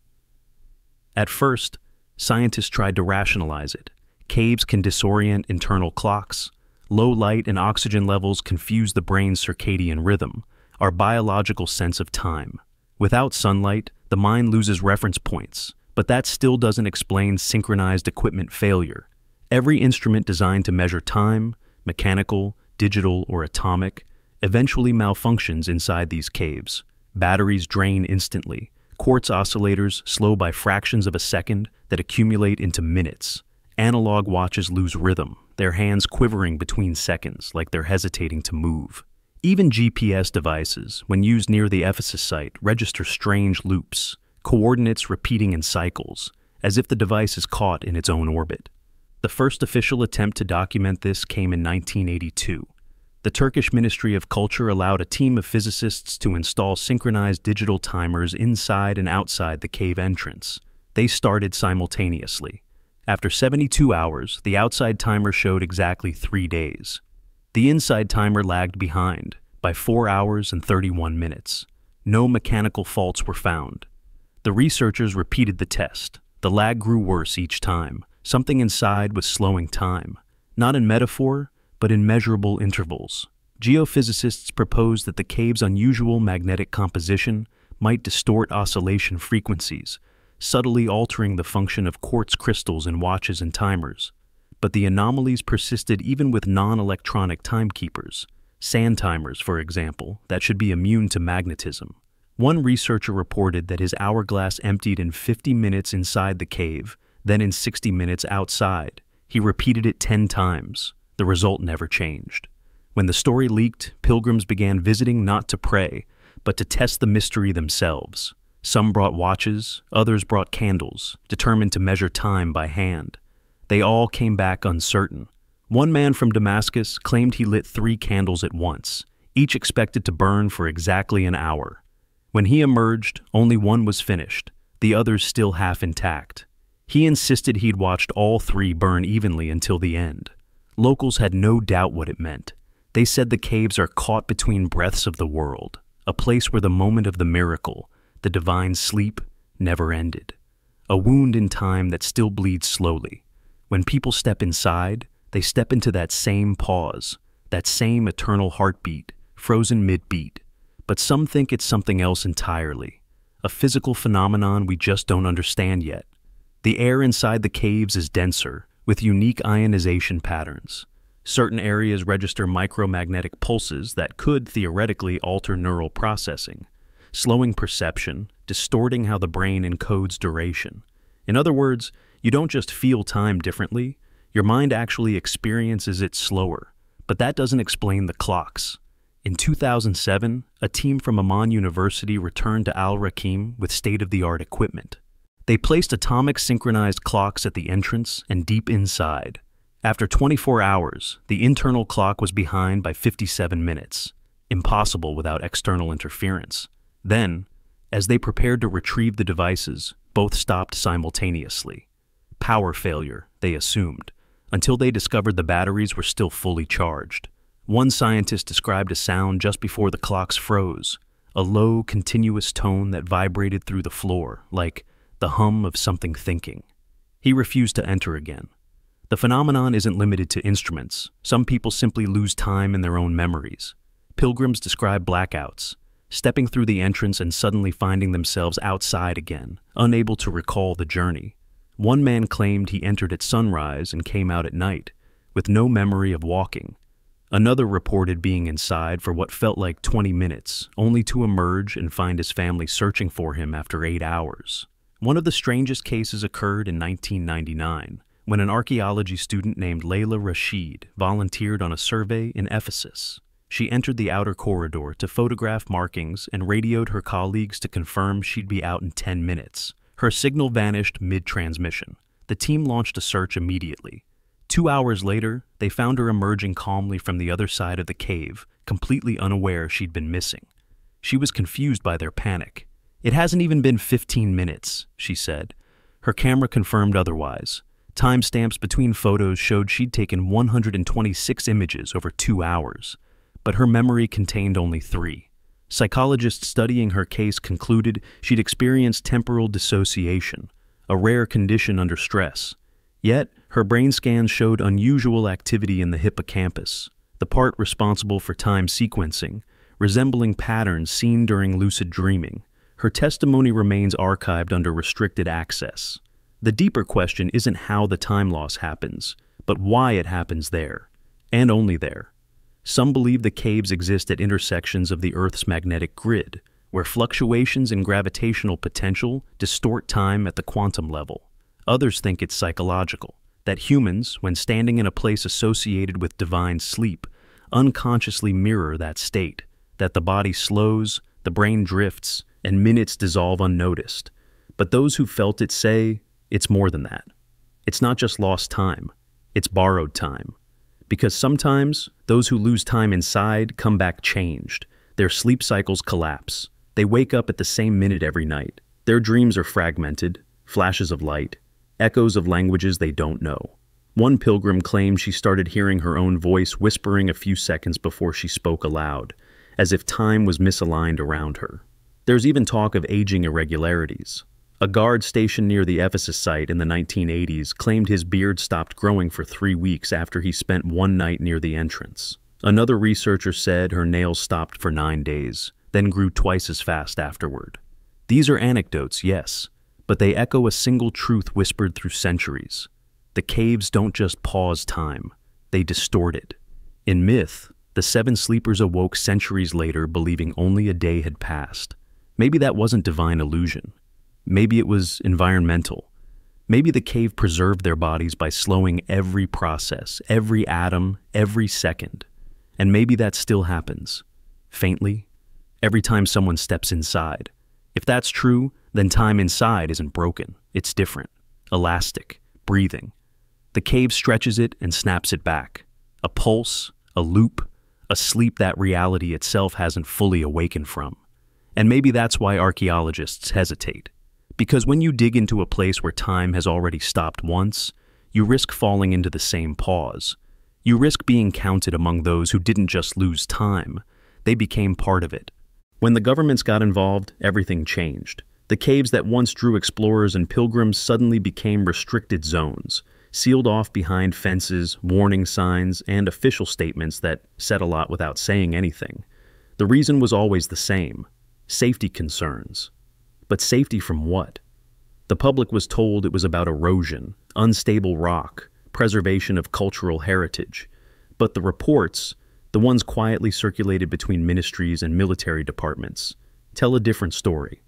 They speak of equipment failure, vanishing data, strange readings that didn't fit geological logic, and of personnel who entered and came back different, disoriented, aged, or unwilling to speak.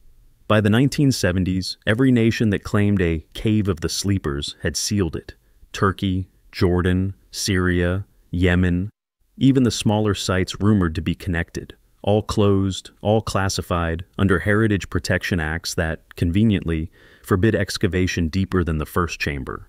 Officially, it was about preserving archaeological integrity. Unofficially, it was about control, controlling what couldn't be explained.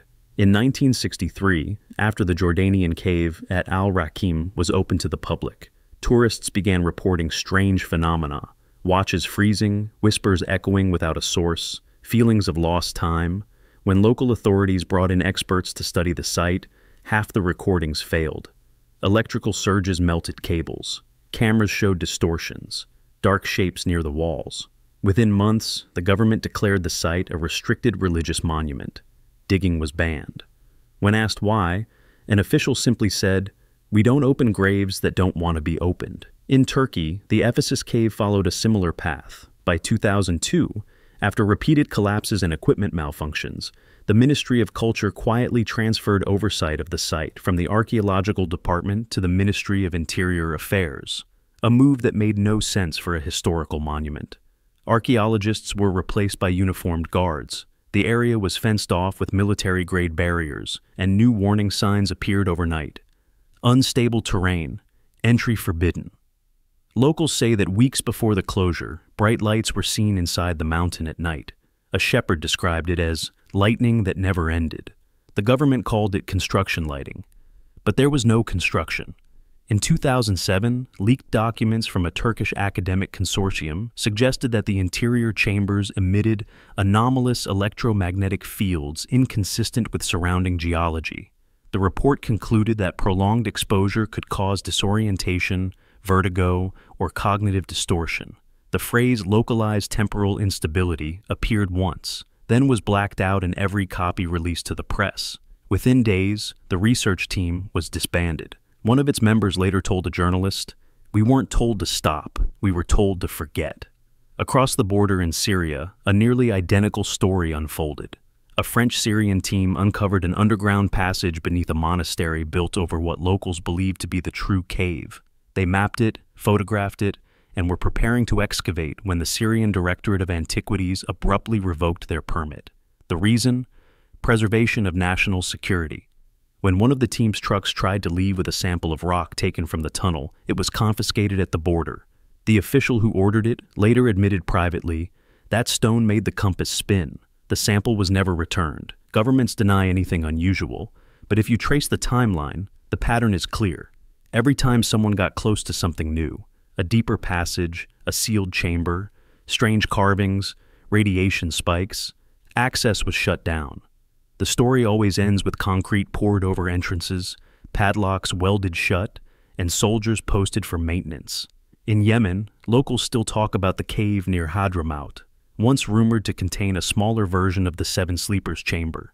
In 1986, a team of researchers from Sana'a University was sent to study its geology. They entered the site with 6 vehicles and 2 days' worth of supplies. Only 5 vehicles came back. The 6th was found half buried in sand near the entrance, its frame warped like it had been exposed to intense heat. The expedition leader was hospitalized for shock. When asked what happened, he muttered, "The air turned solid." The government declared the cave a danger zone and sealed it within a week. Some claim it's about protecting the public. Others believe it's about protecting the illusion that governments can explain everything. Because admitting that something exists beyond logic would mean admitting that power itself has limits. But not all seals are official.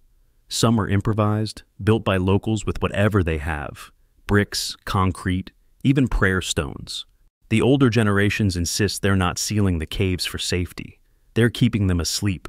In 2015, when a small portion of the Al-Rakim cave reopened for maintenance, workers reported nightmares and hallucinations.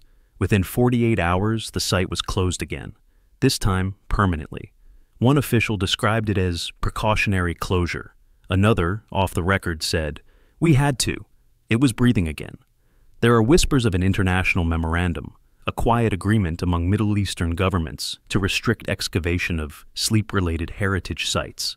Some say it was drafted after NATO 11L at BS at 123 engineers surveying terrain near Izmir reported a magnetic anomaly consistent with large subterranean cavities. Their instruments recorded a low-frequency pulse repeating every 7 minutes. The report was buried under classified archives labeled Geophysical Instability Zones. Within months, the area above the Ephesus cave was declared a no-build region. When reporters ask why, the answers are almost identical across borders. Unstable soil, hazardous to visitors, structural collapse risk.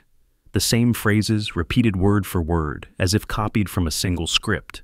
But the images that leak, blurred photos of glowing entrances at night, excavation pits abruptly filled with cement, soldiers guarding empty hillsides, tell a quieter truth. Sometimes, silence isn't ignorance, it's strategy. Governments have learned what explorers refuse to. The caves don't like to stay open. They breathe, they hum, they alter instruments. And maybe, if disturbed enough, they open doors that can't be closed again. The safest policy is to pretend it's about preservation and to keep the rest of the world outside the fence. There are rumors of one entrance that was never officially sealed, a forgotten opening near the coast of Antalya, discovered by hikers in 2018. They posted videos showing strange markings and a cold mist drifting from inside. Within 24 hours, the footage disappeared from every platform. The area was cordoned off.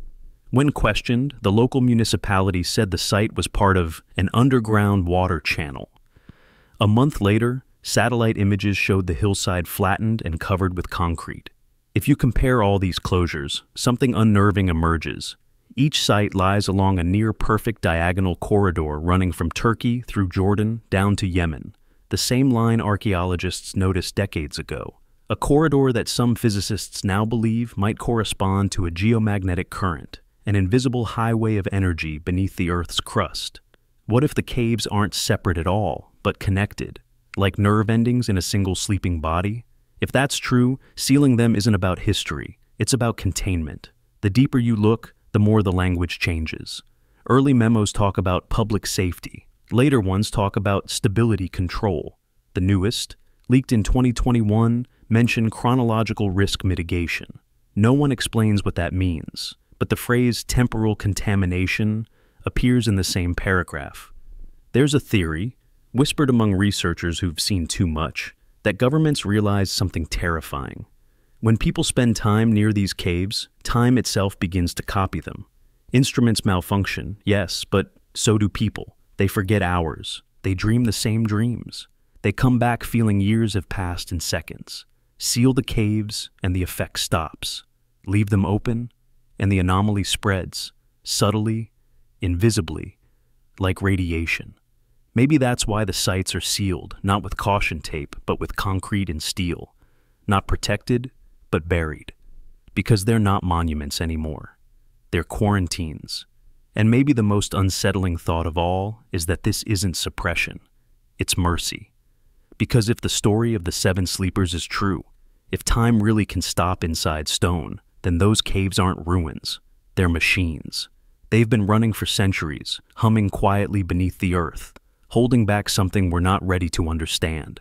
So when the government says for your safety, maybe for once, they actually mean it. Was it a tomb, a prison, or something else entirely? For centuries, people have tried to decide what the Cave of the 7 Sleepers really is. To the faithful, it's a miracle, proof that life and death are separated by faith, not flesh. To the skeptic, it's a myth, a coincidence dressed as prophecy. But to those who've stood inside, surrounded by silence too perfect to be natural, it feels like neither. It feels like something built for a purpose that we still haven't deciphered. The first assumption was obvious. It was a tomb.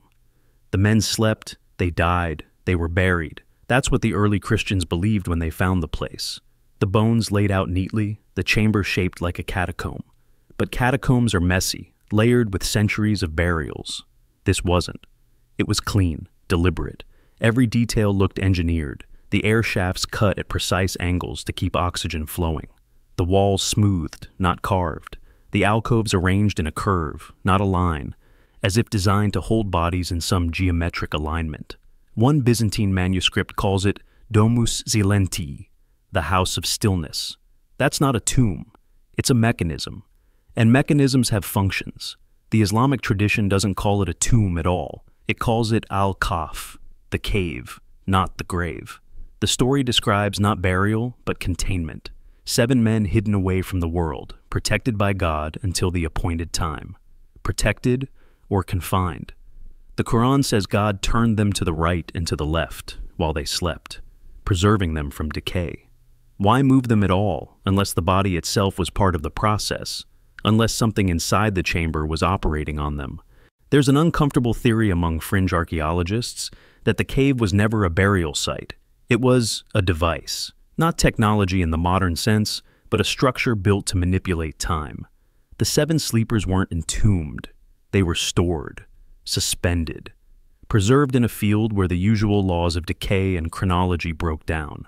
In other words, a stasis chamber. The evidence fits disturbingly well. The perfect geometry, the anomalous magnetic readings, the absence of microbial life, the way sound and light behave differently inside. Everything points to one thing: environmental control. The cave behaves like a closed system.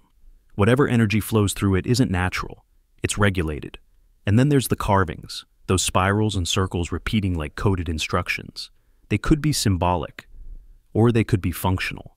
Ancient diagrams meant to stabilize whatever field exists inside. If that's true, then the cave isn't sacred ground. It's a containment field. And the 7 sleepers weren't saints. They were participants in an experiment that went right, or very, very wrong. Some historians think the story of the sleepers didn't start with Christianity or Islam at all. They trace it back to Babylonian myths of the 7 of Earth, beings placed in underground vaults to guard divine secrets until the end of days. Others find parallels in Zoroastrian legends of the immortals, sealed away during cosmic cycles. If the story predates religion, maybe what the later texts call God was just a name for something else, an intelligence, a force, a mechanism far older than human faith. That idea terrifies theologians and fascinates physicists, because it suggests that what we call miracles are artifacts, that the cave of the sleepers isn't holy, it's functional, a remnant of a technology that stabilized time itself. But that still leaves the question, why were there people inside? If it was a tomb, they were dead. If it was a miracle, they were preserved. If it was a machine, maybe they were the keys. In 1982, during the electromagnetic studies at Ephesus, sensors recorded a faint rhythmic pulse deep within the sealed chamber, a pattern resembling a human heartbeat, repeating every 7 minutes. When researchers mapped it spatially, the source wasn't the walls or the ground. It was the empty air where the bodies once lay. One scientist described it as a residual imprint of biological activity in non-biological space. In simpler words, the cave remembers life. That's when the theory changed again. Maybe it wasn't a tomb or a device. Maybe it was a vault. Not for bodies. For something else. Consciousness. Imagine a place where time stands still not because it's frozen, but because it's occupied. Where memory loops endlessly, repeating itself so perfectly that centuries outside feel like seconds within. What if the sleepers' bodies were only anchors? Biological receivers tethered to something immaterial stored inside the stone. That would explain why the cave hums like it's alive. Why those who enter hear whispers, not ghosts, but echoes of stored thought, bleeding through the walls. The ancients might have called it a miracle. We might call it a data vault built out of time. But even that theory breaks down when you realize what the structures imply. Each cave follows the same design. 7 chambers, curved walls, spiral carvings, magnetic anomalies, replicated across continents, replicated but not identical, like variations of the same blueprint. That means someone, or something, built them intentionally. and that someone had knowledge of physics and geometry we still don't understand. So, what were they storing? Souls, memories, energy? Or were the seven sleepers themselves the cargo, not chosen for faith but for function? Every version of the legend agrees on one thing. They were young, healthy, pure of heart, obedient, perfect subjects. And when they awoke centuries later, they didn't decay, they adapted. Their bodies had survived the impossible. That's not a miracle. That's an effect. Maybe the cave wasn't meant to contain the dead, but to test the living, to measure what happens when human biology is exposed to timelessness. And if that's true, then the miracle was never divine. It was procedural.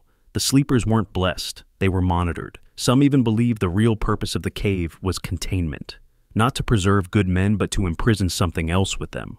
That's why the walls hum. That's why the entrances collapse, because the cave isn't holding the sleepers in. It's holding something in the space around them, a paradox sealed inside a pocket of suspended time. A prison for whatever force could freeze death itself. In ancient Greek, the word mnemosine means memory. In Hebrew, it's zakar. Both share the same root, to remember by keeping. The cave of the sleepers might be exactly that, a place that remembers by keeping what it once touched. A living archive, storing not information, but moments, fragments of history trapped in stasis. And when humans disturb it, the archive reacts, folding space back over itself to protect the memory. That's why governments seal it. That's why archaeologists refuse to dig. Because the moment you open the archive, it starts recording again. And this time, you become part of the file. Maybe it began as a tomb. Maybe it became a prison. But now, it's something else. Something self-aware. The legend might not be about the seven who slept, but about the cave itself, a consciousness that learned the concept of wait. Think about that. A place designed to outlast death, faith, and civilization. A place that doesn't just contain time, it digests it, slowly, patiently, recycling centuries into silence. To step inside is to step into that metabolism, to be digested by the concept of waiting. So, what is it really? A tomb, a prison, a machine, a dream? Maybe it's all of them at once, because what the cave represents isn't just the story of seven men, it's the story of us. Humanity's obsession with freezing what should flow, with stopping the inevitable, with controlling time, faith, and decay. The cave is our mirror, showing us what happens when you actually succeed. You end up trapped in your own eternity, unable to die, unable to move, watching the world shift from one empire to another, one religion to another, while you remain the same. That's not salvation. That's captivity. And maybe that's why the world keeps sealing these places, not out of fear, but out of mercy. Because what sleeps inside those caves isn't evil or divine. It's a reflection of our own desire to pause existence, to live forever, to conquer time. And maybe the universe understands something we don't. That endless life is just another word for a slow, unending tomb. So, was it a tomb, a prison, or something else? Maybe it was a warning that even miracles have expiration dates, that the gift of timelessness is also the curse of never truly waking up, and that somewhere, beneath centuries of silence, something still dreams of the day it will. They say the cave is silent now, but silence doesn't always mean empty. Every government report, every archaeologist's note, every whispered story ends the same way, with a door sealed, a passage buried, a chamber locked behind centuries of stone. The official word is that nothing lies inside anymore. The bones have turned to dust. The chambers are empty. The miracle, if it ever happened, is over. And yet, no one seems certain, because even after all this time, there are signs that something still moves within. When Turkish engineers installed vibration sensors near the Ephesus site in 2012, they expected random seismic noise. What they recorded instead were pulses, rhythmic, patterned, 7 at a time, every 7 minutes, always the same interval. They dismissed it as coincidence, until they realized the same signal repeated underground miles away at another cave. The two readings were synchronized, as if responding to each other through stone. In Jordan, night guards stationed near Al-Rakim talk about a faint trembling that comes from beneath the ground right before dawn. One described it as the earth stretching in its sleep. Another said he heard a breath, Not wind, not animal, but the long, slow inhale of something enormous and human. They keep quiet now. Too many have left their posts. Too many have come back muttering about dreams they can't shake. Dreams where they're lying in the dark with 6 others beside them, all breathing in unison. Could the sleepers still be there? Could 7 human bodies really survive centuries, maybe millennia, sustained by something beyond biology? Science would say no, but the cave has never cared about science. Consider what's already known: the lack of decay, the sterilized soil, the electromagnetic pulses, the time distortions. Each of those phenomena points to one truth: the caves exist in a pocket where normal laws don't apply. Inside that pocket, metabolic activity could slow to imperceptible levels. In nature, frogs freeze solid for years and revive. Seeds buried in permafrost germinate after tens of thousands of years. Life can wait. Why not them? And if they still wait, are they conscious? That's the question that unsettles even the most rational researchers.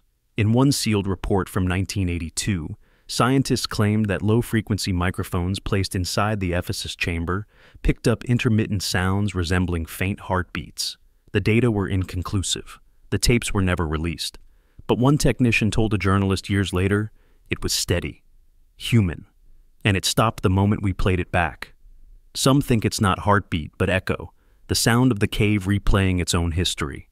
Others suspect a deeper horror, that the sleepers' bodies have become part of the cave itself, their cells fused with minerals, their consciousness diffused through the stone, not dead, not alive, suspended in a geological nervous system, a hive of memory dreaming in slow motion. That would explain why people hear voices there, why the whispers match different languages, why everyone hears their own name. The cave isn't speaking to them, it's thinking through them. There's one account that never reached the public. In 1999, during a brief re-entry survey at the Syrian site, a small camera probe was inserted through a collapsed tunnel. The footage, grainy and distorted, showed 7 depressions in the dust. Nothing unusual, until the light flickered and for a split second, one of the depressions shifted. Just a tremor, a ripple, like something exhaling. The feed cut out seconds later. The official explanation blamed interference. The operator resigned the same week. If the sleepers still exist, what are they waiting for? Every religion that tells their story ends with a similar prophecy, that they will awaken again near the end of time, when faith has faded and the world has forgotten its purpose. In the Christian texts, they rise as proof of resurrection. In Islamic tradition, they awaken as a sign that the final hour draws near. In both, their awakening isn't random. It's an alarm. Maybe that's why the caves hum. Maybe that's the countdown. Physicists studying magnetic resonance in these sites noticed something unnerving. The pulse frequencies are slowly increasing. Decades ago, the cycles occurred every 7 minutes. Recent data suggest 6 minutes, 58 seconds. A fraction of a fraction faster each year. It shouldn't mean anything. But if the rhythm truly corresponds to whatever force holds them in stasis, then the acceleration could mean one thing. The field is weakening. The sleep is ending. What happens when it does? No one knows. If the sleepers open their eyes after centuries of silence, what will they see? Empires gone, languages changed, faith fragmented into noise. Would they recognize humanity? Or recoil from what we've become? Or maybe they won't wake at all in the way we imagine. Maybe awakening doesn't mean rising from stone, but spreading, dissolving into consciousness itself. The hums, the dreams, the whispers, maybe they're already awake, seeping outward, subtle as gravity, rewriting time from within. Think of it this way. If the miracle of the 7 sleepers truly stopped time once, it could happen again. But next time, it might not be confined to a cave. It could ripple outward, a global pause, a collective sleep. And maybe that's why every government sealed the entrances, not to hide the bodies, but to stop the contagion of timelessness from spreading. Because if the field fails, the entire world might inherit their condition, alive but unmoving, aware but unable to act, trapped in the perfect stillness between one breath and the next. Some physicists quietly call this the event horizon hypothesis. They suggest the cave marks a natural point where space-time folded once, creating a localized stasis bubble. If the bubble bursts, the energy released could distort time for miles around. That's not mythology. That's mathematics. Still, the myth persists. Locals leave food outside the sealed doors every year on the anniversary of the miracle. They don't believe the sleepers are dead. They believe they're listening. That if the offerings ever stop, the sleepers will know the world has forgotten them.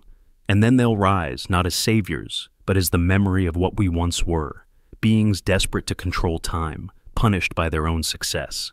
Because what if immortality isn't a gift, but a debt? A promise the universe keeps collecting interest on.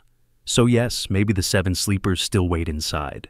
Maybe they breathe once every few centuries. Maybe they dream in centuries-long blinks. Maybe the hum we call anomaly is simply the sound of their patience. And maybe that's why every night, as the earth cools and the stars settle into their ancient rhythm, the caves exhale just enough air to make the ground shiver, like the world itself remembering that somewhere beneath it, 7 hearts still beat against the clock. And they're not done waiting.